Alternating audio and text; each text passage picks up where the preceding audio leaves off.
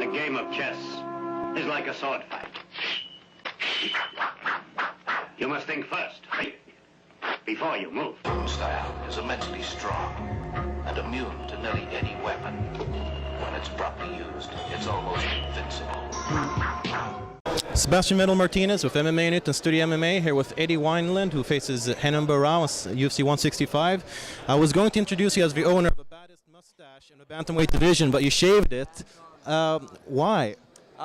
You know, it was kind of getting in the way. The novelty of it wore off. It was fun, it was cool, and I even did a big Twitter, Facebook, Instagram thing. Should I keep it or should I shave it? And the majority of the men said keep it, the majority of the women said shave it, but when it came down to it, my fiance, my parents, everybody that was close to me that actually meant, you know, it was let's get rid of it and get back to work. So we shaved it off, and I felt like the old Eddie and just back to my old ways. All right, now you've definitely come a long way in your UFC career, and you had a very long career in the WC as well. So how do you compare those two, and what kind of differences are there? You know, they're both really great companies. You know, UFC is the top of the top. You know, UFC is where everybody wants to be, and you know, they're essentially the same company. You know, the WEC before Zuffa was a great company. The WEC after Zuffa, you know, they became even a better company, and now it's the UFC. So it's, I mean, it's the greatest company in the world. And you've obviously got a huge fight coming up against Renan Barão. Your last fight against Brad Pickett was very dominant and I think opened a lot of people's eyes. Was there anything special that you've been working on up to that fight and up to this one that sort of improved your game? We've just been working on timing, you know, trying to get the the timing of his kicks and you know, all the fancy stuff that he throws. We're just trying to get timing down and you know, just trying to be ready for all of that. And would you say that that's the key to defeating Renan Barão, sort of getting that timing in between his strikes? Yeah, getting the timing and staying in his face. You know, doing what I do best and putting the pressure on.